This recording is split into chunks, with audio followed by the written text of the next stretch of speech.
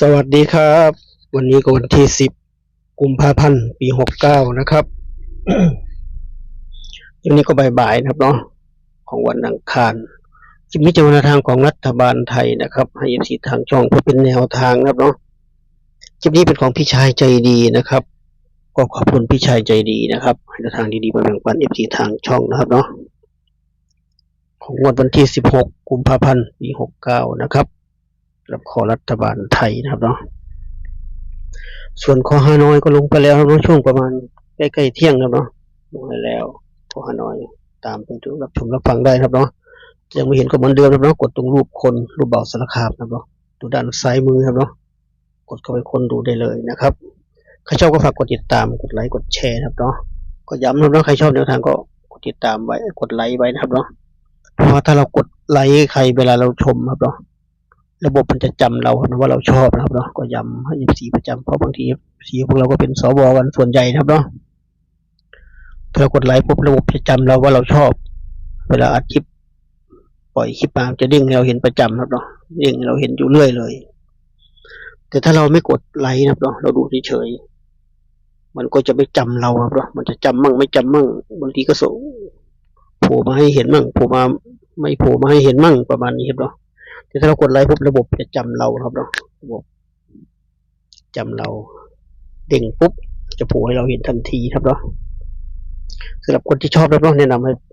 ดูฝากกดไลค์ให้ด้วยนะครับเนาะแต่ถ้าไม่ชอบก็ข้ามไปนะครับไม่ว่ากันแนะนำทุกคนที่สนใจครับแล้วพอมีFCบางคนทักมาว่าแอดทุกวันนี้ลงคลิปอยู่หรือเปล่า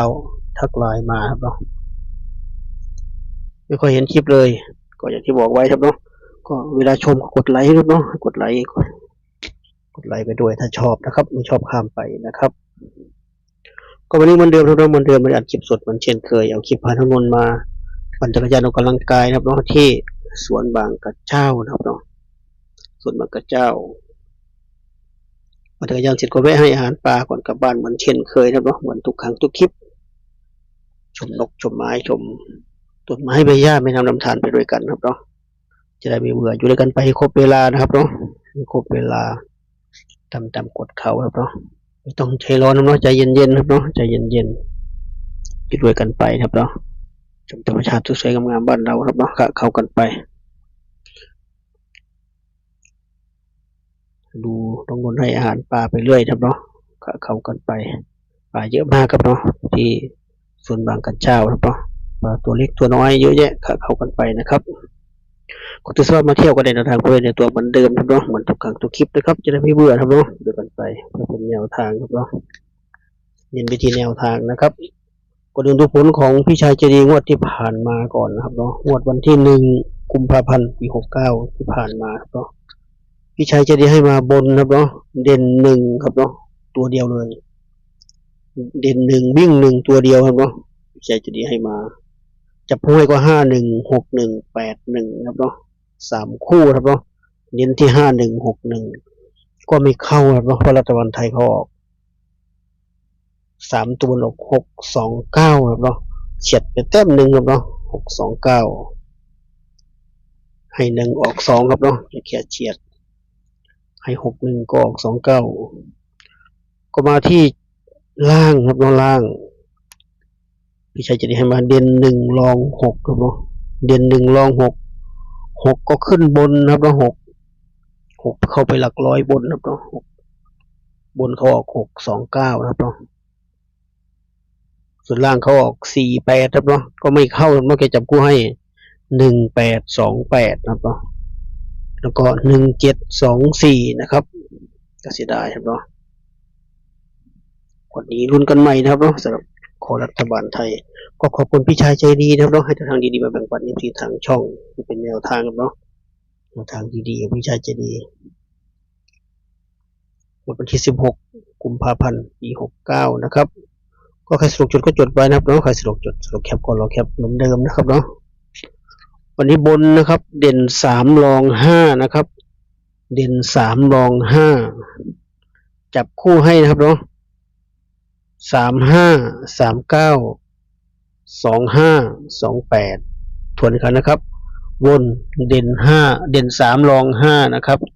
จับคู่ให้ก็3539 25284 คู่นะครับเนาะ4 คู่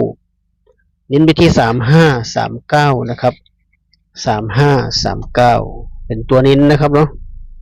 พี่ชัยจะได้แยกบนล่างให้ชัดเจนครับเนาะซื้อง่ายมากครับเนาะซื้อง่ายมาก